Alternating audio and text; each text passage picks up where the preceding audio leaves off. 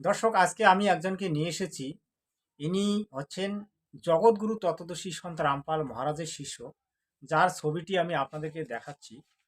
আপনারা দেখতে পাচ্ছেন, এই যে ইনি হচ্ছেন জগৎগুরু তত্ত্বদর্শী সন্ত রামপাল মহারাজের শিষ্য। ইনি একদিন সময় তিনি ভাগবত পাঠক ছিলেন এবং তিনি অনেকগুলো আসরও করেছেন। কিন্তু আজকে তিনি সনাতন ধর্মের একটা অংশকে ছেড়ে দিয়ে তিনি কিন্তু ওই জগৎগুরু তত্ত্বদর্শী সন্ত রামপাল মহারাজের শিষ্যত্ব গ্রহণ করেছেন। এবং এই জগৎগুরু তত্ত্বদর্শী সন্ত রামপাল মহারাজের কতকগুলি নিয়ম আছে, যে নিয়মগুলি করলে আমরা তাদেরকে মনে করি সনাতন বিরোধী, অর্থাৎ সনাতন ধর্মের পরম্পরাকে তারা মানে না, দেবদেবীর পূজা তারা করে না। তা আমি আজকে এই বিষয়গুলো নিয়ে এই জগৎগুরু তত্ত্বদর্শী সন্ত রামপাল মহারাজের শিষ্যের কাছে আপনাকে জানাবো, বা আমি নিজে জানবো তারা কেন দেবদেবীর পূজা করে না, এবং কেনই বা আজকে একজন ভাগবত পাঠক হয়ে সনাতন ধর্মের পরম্পরাকে মেনে চলালো, কেন তিনি আজ সনাতন ধর্মের সমস্ত পরম্পরাকে ছেড়ে দিলেন। এটা নিয়ে আজকের বিশদ আলোচনা। দর্শক, আপনারা যদি শেষ পর্যন্ত শোনেন, আপনারা অবশ্যই আপনাদেরকে ভালো লাগবে এবং সঠিক তত্ত্ব আপনারা জানতে পারবেন। তা প্রথমে আপনাকে আমি জিজ্ঞাসা করছি যে আপনার নামটা বলবেন, আপনার নামটা কি? আমার নাম প্রণয় দাস। প্রণয় দাস। তো আমি এনার বাসস্থান সম্পর্কে এই মুহূর্তে জিজ্ঞাসা করতেছি না। তো সম্ভবত এনার বাড়ি কুচবিহারেই। তা আমি আজকে আপনাকে যে কোশ্চেনটা করব সেটা হচ্ছে, আপনি একজন সনাতন ধর্মের লোক। তো সনাতন ধর্মের লোক হয়ে আজকে আপনি মানব ধর্মে চলে গেছেন। তাই সনাতন আর মানব ধর্মের মধ্যে কি অন্তরটা, মানে কি ফারাকটা আছে, এটা নিয়ে একটু আলোচনা করবেন। সনাতন ধর্মটা কি আর মানব ধর্মটা কি, এটা নিয়ে একটু ছোট করে বলবেন। সৎসাহেব বন্দিশ্বর সদগুরুদেব রামপাল ভগবান কি জয় হোক। সহস্র দণ্ডবত কোটি প্রণাম আমার গুরুদেবকে। তার সঙ্গে আপনার চ্যানেলে কথা কওয়ার জন্য আপনাকেও অসংখ্য ধন্যবাদ।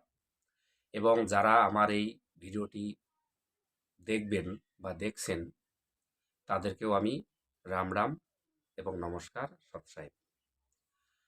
আপনার কোশ্চেন অর্থাৎ প্রশ্নটা হচ্ছে, একটা সাধারণ মানুষ আপনার কাছে জানতে চাইছে যে আমি যে একজন কথাবাচক তাকেই বলা হয় যারা আমাদের গ্রামগঞ্জে রামায়ণ, ভাগবত, গীতা, 6টা শাস্ত্র, 18টি পুরাণ পাঠ করেন, তাকেই কথাবাচক বলা হয়। যাই হোক, এর মধ্যে আমি একজন ক্ষুদ্র হিসেবেও ছিলাম, খুব নামি দামি ছিলাম না বললে ভুল হবে। তবে ওই যে কথায় একটা আমার গুরুজি বলছে, বেদ পরে পর ভেদ না জানে, বাসে পুরাণ 18, আর পাথর কি পূজা করে, ভুল গিয়া সিজন হারা। কথাটার মানে হচ্ছে, বেদ আমি পড়লাম, বেদের এই মেরুদণ্ড গীতা, শ্রীমদ্ গীতা পবিত্র গ্রন্থ আমাদের সনাতন ধর্মের, সেটাও পড়লাম, কিন্তু ওর ভেদ অর্থাৎ মানেটা বুঝতে পারলাম না। এবারে আমার গীতের মধ্যে লেখা বা আছে কি, পড়লাম বা কি, এবার বুঝলাম কি বুঝলাম। এবারে যারা শুনছে আমার এই পাঠ, তাকে বা আমি কি বুঝালাম।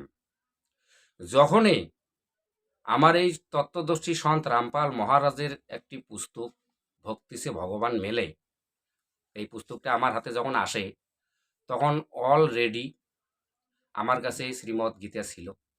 গীতার সঙ্গে যখন আমি মিলন করলাম, তখনই আমি ধীরে ধীরে ধীরে ধীরে বুঝতে পারছি যে আমি পাঠ করাইয়া কে, আমার কি অধিকার আছে, আর আমি কি বুঝবো যে আমার মানুষ্য শরীরটা, এই যে 84 লাখ জনের মধ্যে এত শরীর আছে, দেহ আছে, তাহলে এই দেহের মধ্যে আমার আত্মারা না যায়া একটা মনুষ্য দেহের মধ্যে আসলো, তাহলে আমার এই মনুষ্য দেহর পাওয়াটার উদ্দেশ্যটা কি, মুখ্য উদ্দেশ্য কি, যাকে বলা হয় আতম কল্যাণ। ওই মহারাজজির অর্থাৎ তত্ত্বদর্শী সন্ত রামপাল মহারাজের পুস্তকটি পড়ার পরেই আমার জ্ঞান হলো, যে জ্ঞানটা ভগবান, গীতা জ্ঞানদাতা ভগবান অর্জুনকে বলছে যে তুই কি করবি না করবি, শাস্ত্রয়ে প্রমাণ। তাই আমি দেখলাম যে কথাবাসার আজকেও যে যারা কথাবাচক আছে বা বই পাঠ করেন আমাদের গ্রামগঞ্জে বাংলার বুকে বা সমস্ত ভারতবর্ষের বুকে আমি জানি না। আমি মহাভারতের মধ্যে পাশি রাজা পরীক্ষিতের যে একটা কথা আছে, সেটা হচ্ছে যখন ব্রাহ্মণ মনির ছেলে অভিশাপ দেয় যে 7 দিনের মধ্যে তোকে তক্ষক সাপ দংশন করবে, এই অভিশাপটা যখন দেয় রাজা পরীক্ষিতকে, তখন এই যে আজকের যারা মুনি ব্রাহ্মণ যাকে বলা হয় ঋষি পণ্ডিত, সবাই কিন্তু মিটিং করলো। মিটিংয়ে এই নিষ্কর্ষ করলো যে দাঁড়ালো যে যে ব্রাহ্মণ যে অভিশাপটা দিছে, ব্রাহ্মণের অভিশাপ কোনোদিন নিষ্ফল হয় না, ফলিত হবেই। অতএব এই সংসার সাগর থাকি মুক্তি পাওয়ার জন্য এই পরীক্ষিত রাজাকে সুধাসাগর পাঠ করে শোনানো হোক। তখন কিন্তু ওই সবার মধ্যে মুনি মণ্ডলের মানে মাঝখানে স্বয়ং 18 পুরাণের যে রাইটার ছিল, লেখক ছিল ব্যাসদেব, উনিও কিন্তু ছিলেন। এছাড়াও অনেক নামি দামি মুনি শ্রেষ্ঠ ছিলেন। কিন্তু ওই পাঠ করার কথা যখন আসলো না, সবাইকে কিন্তু পুছতাছ সবাই করলো, আমি পারবো না, আমার ক্ষমতা নাই, কেননা অধিকার নাই। যদি উনি পাঠ করাতে যদি পরীক্ষিতের আত্মা যদি এখান থেকে উদ্ধার না পায়, তাহলে ওই সে কিন্তু পাপের ভাগের মধ্যে পড়ে যাবে। এমনকি ইনক্লুডিং অর্থাৎ 6 শাস্ত্র 18 পুরাণের যে রাইটার ব্যাসদেব ছিল, শেষ ভাগে ওনাকে বলল সবাই যে আপনি তো লেখক, আপনি পড়েন। উনিও কিন্তু হাত খাড়া করে দিছে, বলে না, অধিকার আমার নাই। তাহলে এটা কোন যুগের কথা হচ্ছে?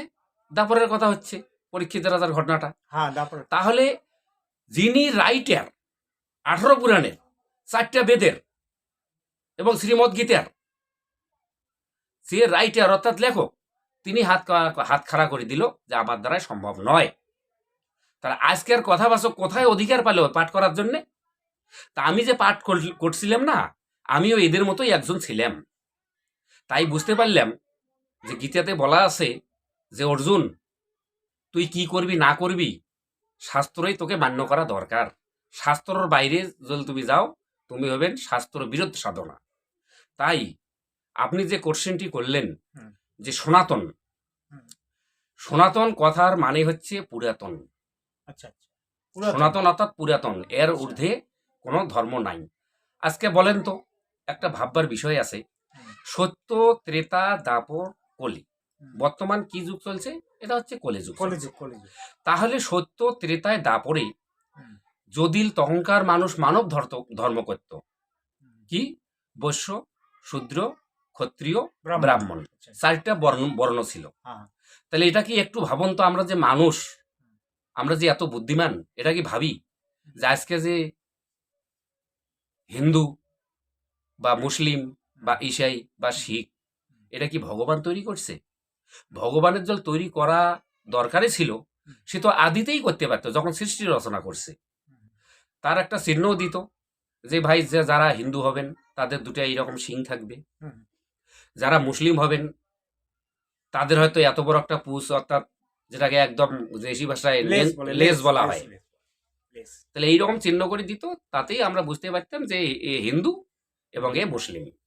তাহলে ভগবানে যদি মনে করলো যে প্রথম মানব একে, পরমাত্মা এক, আর পরমাত্মার স্বরূপে মানব তৈরি করলো, উনি হিন্দু মুসলিম শিখ ঈসাই খ্রিস্টান বানানোর কোনো দরকার মনে করলো না।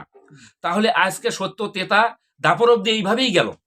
তার আজকে কলিযুগের মানুষ আমরা নিজেরাই মুসলিম বললাম, শিখ বললাম, ঈসাই বললাম, বলার পরে নিজেরা একটা করে ঢাক বা ঢোল ঘাড়ে নিয়ে এইরকম বাজাতেছি যে আমরাই শ্রেষ্ঠ, আমার যে পন্থ, আমরা যে ধর্মটাকে যেটা মানি এটাই শ্রেষ্ঠ। কিন্তু আমাদের যদি হিন্দু, আমরা আমাদের যে 4টি বেদ আছে, বেদের এই মেরুদণ্ড শ্রীমদ গীতা পবিত্র গ্রন্থ, এটাকে আমরা কিন্তু ফলো করি না, বা করলেও আমরা কিন্তু সদ্গুরু ছাড়া বুঝতে পারি না। তাই তো গীতা অধ্যায় 18 মন্ত্র নাম্বার 62-তে গীতা জ্ঞানদাতা ভগবান পরমাত্মা সদ্গুরুদেব রামপাল যখন আমার চোখ খুলে দিল, তার জ্ঞানের ইয়েতে বলছি যে শ্রীকৃষ্ণ যদি সর্ব উপরে উত্তম হয়, তাহলে কি এই ব্যক্তি নাকি? হ্যাঁ হ্যাঁ হ্যাঁ হ্যাঁ, ইনি আমার গুরু। আচ্ছা আচ্ছা। আচ্ছা, তাহলে উনি কিভাবে বলল? উনি কিভাবে বলল? আপনাদের অনুসারে যদি গীতা জ্ঞানটা শ্রীকৃষ্ণ দিত, আপনার কথাই মানলাম, শ্রীকৃষ্ণই পরমেশ্বর পরমাত্মা। তাহলে উনি আবার গীতা অধ্যায় 18 মন্ত্র নাম্বার 62তে কেন বলল যে অর্জুন তুমি কায় মনে অর্থাৎ এক মনে ওই পরমেশ্বরের স্মরণে চলে যাও, যেখানে যাওয়ার পরে সাধক পুনরায় আর মৃত্যুর লোকে জন্মগ্রহণ করে না, তার আত্মার একবারে মুক্তি হয়ে যায়। তাহলে নিশ্চয়ই গীতাজ্ঞানদাতা ভগবানের উপরে আর একজন আছে। কিন্তু এবারে এও বলছে ওখানে যাওয়ার যে বিধি আমার জানা নাই অর্জুন, তুমি গীতা অধ্যায় 4 মন্ত্র নাম্বার 34, দর্শকবিন্দু এই যে আমি গীতা অধ্যায়ের কথা বলতেছি পরমাত্মার কৃপায়, আপনারা একটু গীতাটাকে দেখবেন, তাহলেই কিছু কিছু বুঝতে পারবেন যে ওখানে তত্ত্বদর্শী গুরুর কথা লেখা আছে। আচ্ছা, আপনি কোনটা নাম্বারের কথা বললেন, কোন অধ্যায়? গীতা অধ্যায় 4 4। মন্ত্র নাম্বার 34-35 মধ্যে তত্ত্বদর্শী সন্তের কথা লেখা আছে। আচ্ছা, আমি লাগিয়ে দেবো ওটা, ঠিক আছে। এবারে হলো, এবারে আর একটা দেখবেন, যখন অর্জুন জিজ্ঞাসা করলো, ভ্রমিত হলো যে ভারতবর্ষে দেখেন কেমন জ্ঞানের একটা ফারাক। ভগবান ভারত, আমেরিকা, চীন, নেপাল, ভুটান, সুইজারল্যান্ড এগুলো দেশ বিশেষ ভগবান হয় না, পরমাত্মা একজনই হয়। ঠিক আছে, ভারতের কথাই বলি, ভারতের কথাই বলা হোক যে ভারতের মধ্যে গুরু অনেক, তাহলে এই তত্ত্বদর্শী সন যে হবে তার লক্ষণ কি? তার তো একটা লক্ষণ থাকবে যে ইনি এই তত্ত্বদর্শী সন। ওখানেই গীতা অধ্যায়ে বলা আছে যে গীতা অধ্যায় 15 মন্ত্র নাম্বার 1 থেকে 4 মধ্যেই বলা আছে যে একটা ঊর্ধ্ব মূলম অর্থাৎ উপরের দিকে মূল এবং নিচের দিকে 3 গুণরূপী শাখা, এই যে বৃক্ষটা আছে এবং মূলে কোন ভগবান আছে, মূল থেকে যে কাণ্ডটা বাইর হলো সেখানে কোন ভগবান আছে, এবং কাণ্ড থেকে যে একটা ডাল বাই হলো মানে ডালটাতে কোন ভগবান আছে, যে পার্টস অংশ বিশেষ, এইটা নাকি? হ্যাঁ এটা হ্যাঁ হ্যাঁ, যে বেদ বলতে পারবে তিনি হচ্ছে তত্ত্বদর্শী সন। এটা হচ্ছে একটা লক্ষণ। এটা দেখবেন গীতা অধ্যায় 15 মন্ত্র নাম্বার 1 থেকে 4 মধ্যেই সেই গীতা জ্ঞানদাতা ভগবান গীতা অধ্যায় 15 মন্ত্র নাম্বার 4 মধ্যে উনি বলতেছে আমি ওই পরমেশ্বরের শরণে আসি অর্জুন। তাহলে এখানে কথাটা কি হলো? তাই যখনই আমার এই তত্ত্বদর্শী গুরুর কৃপায়, পরমাত্মার কৃপায় যে জ্ঞানটা যখন আমার হলো না, তখনই আমি বুঝতে পারলাম যে একটা মানুষের মানুষ শরীর কেন পাওয়া হলো, উদ্দেশ্যটা কি, কি করা দরকার, ধর্ম আত্মজ্ঞানের সম্বন্ধে যখন জ্ঞান হলো আমি তখন এটা করতে বাধ্য হলাম।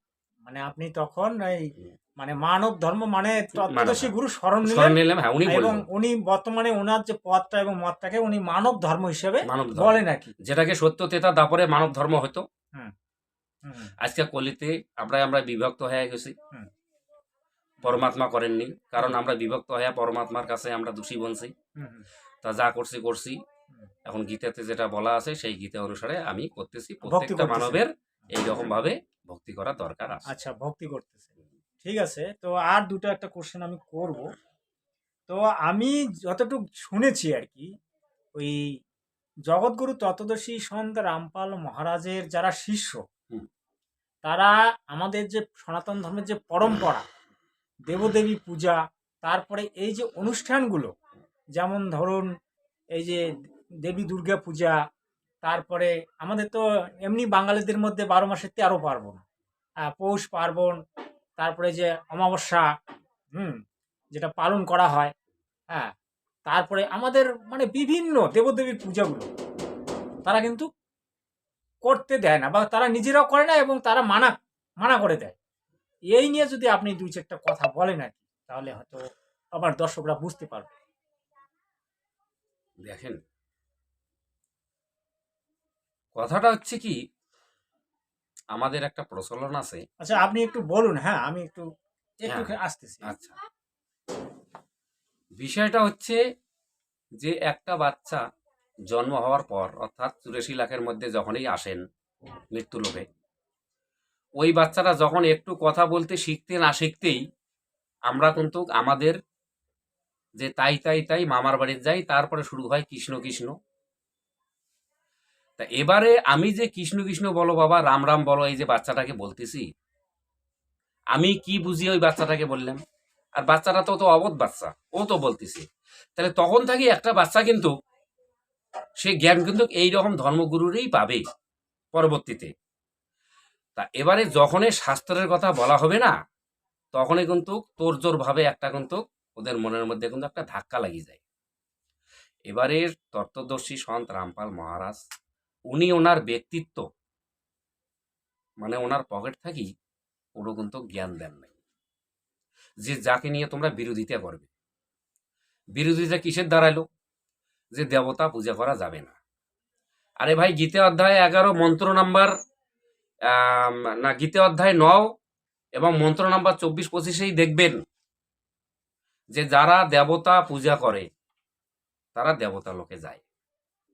তাহলে দেবতা লোকে যাওয়ার উদ্দেশ্য কি হলো? তার তো মুক্তি হলো না। না, আমাদের মুখ্য উদ্দেশ্য হচ্ছে এই মানব দেহ পাওয়ার একটাই উদ্দেশ্য, এই আতমটাকে যেন আমরা মুক্তি করাতে পারি, যেখানে চুরাশি জনের মধ্যে না আসে, 84 লাখ জনের মধ্যে। তাহলে কথাটা কি হলো? দেবতা পূজা করলাম, দেবতা পূজা করে কি হলো? আমি দেবতা লোকে গেলাম, মানলাম, কিন্তু মুক্তি তো হলো না। মুক্তি কোথায় হলো? আর একটা জনের মধ্যে তো আমি জন্মগ্রহণ যাই করলাম না, দেবতার ওখানে যায়, তাহলে তো মুক্তি হলো না। এবারে ভূত পূজা, যেটাকে পিতা মাতা মারা গেলে বা কেউ মারা গেলে যা শ্রাদ্ধ করা হয়, ওটাকে বলা হয় ভূত পূজা। তাহলে ভূত পূজা করলেই যদি উনি মুক্তি হতো, তাহলে এতদিন বাঁচে থাকে যে এই যে রাম রাম কৃষ্ণ কৃষ্ণ করলো, এটা ফির কি গেল? এটার ধর্মটা কোথায় গেল? তাহলে ওখানে তো লেখা আছে যারা ভূত পূজা করে তারা ভূত জনিত যায়, অর্থাৎ যায় ভূত বনে। তাহলে মুক্তি কোথায় হলো বলেন তো? আচ্ছা। এবারে যারা পেত্তর পূজা করে, যেটাকে পেত্র দান বলা হয়, পিণ্ড দান বলা হয়, হুম। তাহলে সে ব্যক্তি পেরত জনিতে যায়। আচ্ছা। তাহলে মুক্তিটা কোথায় হলো? তাহলে আমি যে আমার মানুষ্য জনমটা পাসি, মানুষের দেহটা পাসি, হুম। তাহলে ভূত বা প্রেরত বা দেবতা বনার জন্য নয়। হুম। আর যে দেবতা বনিয়ে ওখানে স্বর্গে যায় আমি সুখ ভোগ করলাম, হুম। যখনই আমার সুখ অর্থাৎ পুণ্যটা শেষ হয়ে যাবে না, হুম। তখন আমার সুখও কিন্তু সমাপ্ত হয়ে যাবে। হুম। তখন পুনরায় আমাকে 84 লাখের মধ্যে কুত্তে শিয়াল গাদার মধ্যে হুম। ঘোরা লাগবে, ভটকা লাগবে। তাহলে তো মুক্তি তো আমি করতে পারলাম না। হুম। তাহলে আমার মানব জীবনটা আমি ব্যর্থ করে গেলাম। হুম। তাহলে এই যে আরো যে কথা আছে, যেমন পরম্পরা, পরম্পরা কথার মানে হচ্ছে বাপ 14 পুরুষ, তার যে 24 পুরুষ যত পুরুষ আছে যারা এটা করিয়ে এসছে, হুম। সেটাকে যেটা ধরিয়ে আসছে সেটাকে বলা হয় পরম্পরাগত, হ্যাঁ, পরম্পরা। এটাকেই বলা হয়। আচ্ছা। কিন্তু আজকে 200 বছর আগে মনে করো আমাদের ভারত বা পুরো বিশ্বের মধ্যে শিক্ষার স্থানটা কোথায় ছিল? আজকে ছোট ছোট বাচ্চা দেখো মোবাইলে যেটা দেখতে চাইছে সেটাই আসতেছে। হুম। পড়াশোনার ইংলিশ হিন্দি বাংলা সবই জানে। হুম। কিন্তু আজকে 200 বছর আগে ভারতের তো এইরকম শিক্ষাটা ছিল না। আমাদের যে পূর্বপুরুষ ছিল হুম। তারা তো বিশেষত মানে অশিক্ষিত বেশি বেশিরভাগ ছিল যাদাতর। অবশ্যই। তাহলে একজন দুইজন ছিল শিক্ষক সংস্কৃত ভাষা, ওরা তো একদম ফটাফট সংস্কৃত বলছে। আমার পূর্বপুরুষেরা বলছে বা বা বা বাবা ঠিকই আছে, এরা হচ্ছে মহাজ্ঞানী, এরা কি ভুল বলতে পারবে? হুম। তাহলে ওদের কথা শুনিয়ে পরম্পরাভাবে আমার বাবারাও, জ্যাঠারাও, মানে দাদারাও, যারা 14 পুরুষ বলা হয়, পরম্পরা যেটাকে বলা হয়, ওটাকে মানব জন্ম ব্যর্থ করে গেল। আবার মৃত্যুর পরে দেহটা তো নিয়ে যেতে পারলো না, আবার এই সুরেশের মধ্যে পড়লো। তাহলে লাভটা কি হলো? হুম। তাহলে আমার গীতাতে কি লেখা আছে? গীতাটা তো মানো। হুম। অবশ্যই। এখন আপনারা যদি শাস্ত্র না দেখেন, তত্ত্বদর্শী সন্ত রামপাল মহারাজের পুস্তক যদি না পড়েন, বা গীতার সাথে যদি না মিলান হিন্দু ভাইয়েরা, এবং মুসলিম ভাইয়েরা যদি কোরআন শরীফের সাথে না মিলান, হুম। এবং শিখ ভাইয়েরা যদি গুরু গ্রন্থ সাহেবের সাথে না মিলান, তাহলে আপনাদের তো এটাই মনে হবে হুম। যে যেটা এরা নিয়ম বাতায় বলছে হুম। এরা ভুল, হুম। এরা বিরোধী। কিন্তু আসলে দেখো, শাস্ত্র দেখো, দেখেন। হুম। এবার আমরা সবাই জানি, এই গুরুজির কাছে সবাইকে বলবেন যে বলেন তো, যে আজ থাকিয়া 5,500 বছর পূর্বে দাপর যুগে মহাভারতের যে যুদ্ধটা হলো, হুম। এবং ওই যুদ্ধের সময় যে গীতাগানটা দিল, গীতাগানটা কে কাকে দিল? টপাক সে বলবে ভগবান শ্রীকৃষ্ণ গীতাগানটা দিছে। হুম। ভাই, বন্ধু, হুম। আমার সাথী, হুম। আমি তোমাদের মতোই একজন, হুম।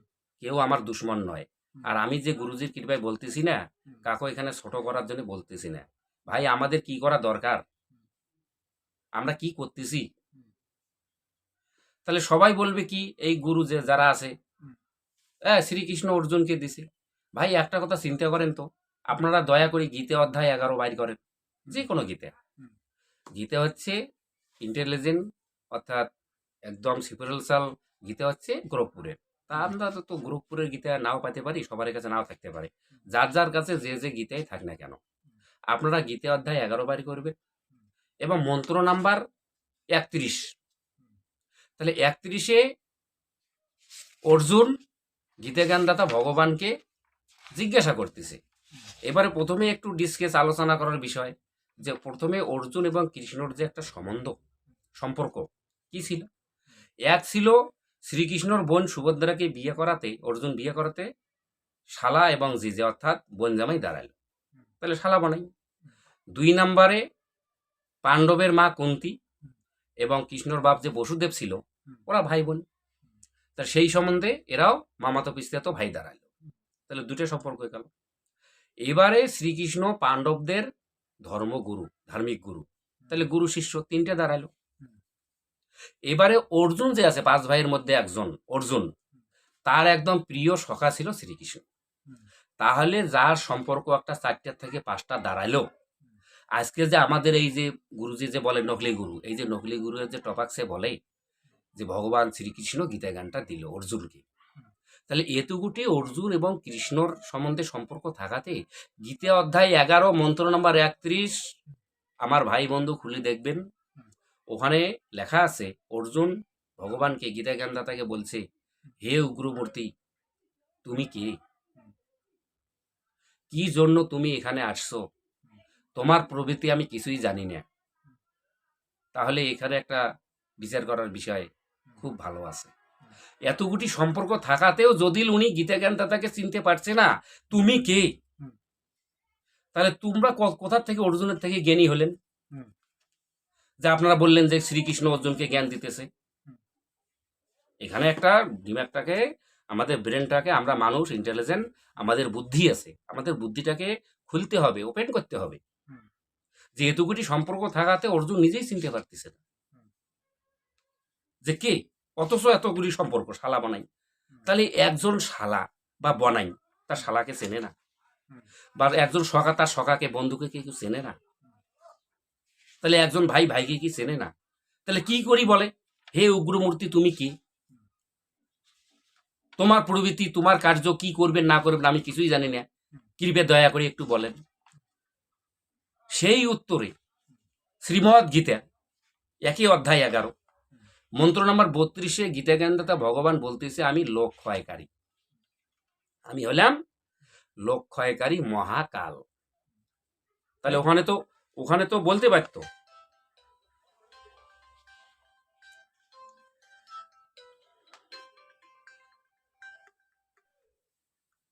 বিষয়গুলা আমাদের বুঝতে হবে। দর্শক বিন্দু, শুধু দর্শকে নন, আমার ভাই বন্ধু, এই যে দর্শক, এই যে দেখতে পাচ্ছেন এই যে শ্লোকগুলো এখানে লেখা আছে, দেখেন এটা তো আমাদের বেঙ্গলি অর্থাৎ বাংলায় সমস্ত অনুবাদ পর্যন্ত আছে নাকি। দেখো কি লেখছে, দেখো একদম সুন্দর দেখা যাচ্ছে, এই মহা উগ্র রূপধারী তুমি কে, অর্থাৎ অর্জুন গীতা জ্ঞানদাতাকে প্রশ্ন করলো যে তুমি কে। তাহলে অর্জুনের সঙ্গে যদি এত সম্পর্ক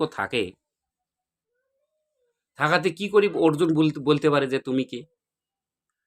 আমি তোমাকে প্রণাম করি হে দেববর, তুমি প্রসন্ন হও, তুমি আদি পুরুষ, আমি তোমাকে জানতে ইচ্ছা করি, তোমার কর্মপ্রবৃত্তি কিছুই জানি না।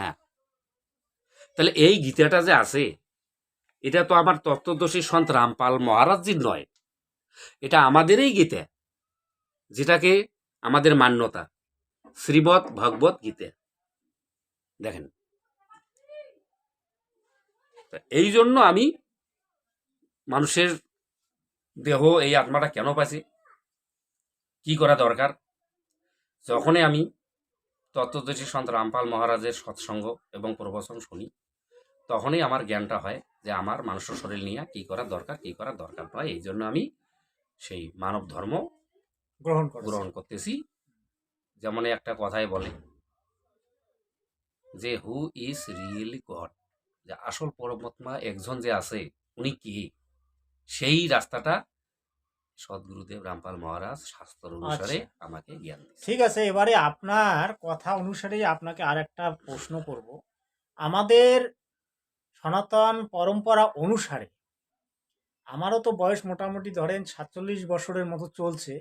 তো এ যাবতে আমি যেটা দেখে আসছি, আমাদের বংশ পরম্পরা দাদু দিদি ঠাকুমা ভাই বোন কাকা খুড়ো যারাই, তারা ব্রহ্মা বিষ্ণু মহেশ্বরের পূজা করে, দেবদেবীর পূজা করে, এবং তারা ব্রহ্মা বিষ্ণু মহেশ্বরকেই রিয়েল গড মানে।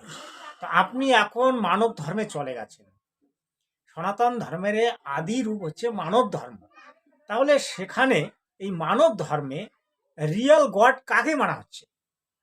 কে সেই রিয়েল গডটা, যাকে আপনি পরমাত্মা বলছেন, যার শরণ নিলে আমরা মুখ্য লাভ করব, সেই রিয়েল গডটা কে সেটা আপনি বলবেন।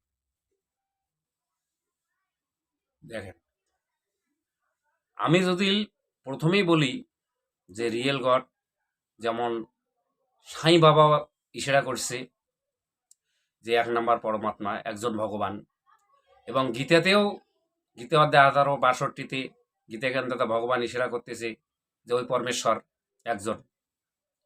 তো আমি যদি একবারে তার নামটা বলি দেই, ঝটকাতে আরো ঝটকা লাগবে। প্রথমেই আমি একটু নিচে আসি, একদম নিচের স্তরের। এরাও ভগবান, ঈশ্বর, পরমেশ্বর, ব্রহ্মা বিষ্ণু মহেশ্বর। শ্রীমৎ দেবী ভাগবত ৩য় স্করণ গুরুজি নিজেই আঙ্গুল দিয়ে দেখিয়েছে যে ব্রহ্মা বিষ্ণু মহেশ্বর তারা নাশবান, অর্থাৎ জন্ম মৃত্যু চক্রে ওরা নিজেই আছে। আপনারা দেবী পুরাণ, যাকে শক্তি পুরাণ বলা হয়, ৩য় স্কন্ধের মধ্যে দেখবেন যে ওরা জন্ম মৃত্যুর মধ্যে ব্রহ্মা বিষ্ণু মহেশ্বরে পড়ছে। তাহলে বিষ্ণু অবতার যদি শ্রীরাম হয়, শ্রীরাম, এবং তারই অবতার আর একজন হলো কৃষ্ণ, তাহলে ত্রেতাতে রামচন্দ্র জন্ম নিল, অবতার হয়ে আসলো কৌশলার পেটে। এবারে দৈবিকীর গর্ভে আসলো ওই রামচন্দ্রের আত্মা, অর্থাৎ বিষ্ণুর আত্মা কৃষ্ণ। তাহলে ভগবানের যদি সাধারণ মানুষ একজন জন্ম দেয়, তাহলে তারা ওই রিয়েল পরমাত্মাটা হলো কিভাবে? সৃষ্টির রচনার হলো কিভাবে? তাহলে ব্রহ্মা বিষ্ণু মহেশ্বরের ৩ জনের মধ্যে একজন বিষ্ণুর অবতার হলো। তো বিষ্ণুই জগৎকর্তা, ওরে অবতার রাম এবং কৃষ্ণ, ওরা মায়ের গর্ভে জন্ম নিল। রামচন্দ্রের পিতে যে হচ্ছে দশরথ, দশরথ তো একজন মনে করো সাধারণ মানুষ, সে তো তাকে তো আর ভগবান হিসেবে পূজা যায় না, রামচন্দ্রকে যতখানি আমরা মানতেছি। তাহলে যদি পরমাত্মা রামচন্দ্র হয়, তাহলে পরমাত্মার বাপ দশরথ টাইম ফির কি কোন পর্যায়ে যাবে? এটা তো একবার আমাদের দিমাগ খোলা লাগবে। কিন্তু সেই পরমাত্মাটা কে, এখন বাইরে হবে সেই রহস্যটা। যদি ভগবান বিষ্ণু নিজে বলতেছে যে আমরা নিয়মানুসার মানুষ যেটা কর্ম করবে সেই কর্ম অনুসারে আমরা ফল দেই, নিয়ম অনুসারে, আমাদের কম বাড়তি করার মতো কোনো ক্ষমতা নাই। আর আমাদেরও জন্ম মৃত্যু হয়, মানে তিরোভাব আর আবির্ভাব, আবির্ভাব তিরোভাব। আবির্ভাব মানে জন্ম, তিরোভাব মানে মৃত্যু, অর্থাৎ জন্ম মৃত্যুর মধ্যে ওরাই পড়ে গেছে। তাহলে ওরা তো পরমাত্মা হতেই পারে না। তাহলে ওরা যদি পরমাত্মা না হয়, তাহলে বিষ্ণুর অবতার হচ্ছে রামচন্দ্র, উনি কিভাবে পরমাত্মা হলো? এবং তারই ফির অবতার কি বলে শ্রীকৃষ্ণ, সে ফির পরমাত্মা কিভাবে হলো? এখন বাকি থাকলো পরমাত্মাটা কি? তাহলে এখন আমাদের কিন্তু শাস্ত্র দেখার দরকার আছে। বেদের মধ্যে লেখা আছে সেই অজন্মা, অজন্মা এবং অজুনি সম্ভাবা, যিনি সৃষ্টির রচনহার, তিনি হচ্ছে পরমাত্মা। বেদের মধ্যেই লেখা আছে। ঋগ্বেদ মন্ত্র নাম্বারটা আমি সঠিক বলতে পারলাম না, 4টে যে বেদ আছে 4টে বেদের মধ্যেই লেখা আছে কবির দেব, কবির অগ্নি কবির দেব লেখা আছে। কবির অগ্নি কবির দেব। আর উনি দেখো, আমরা যে আজকে ভগবান কি, কেউ একজন একটা পাথর পানি দিল, এটা তোমার ভগবান, নাও ভাই।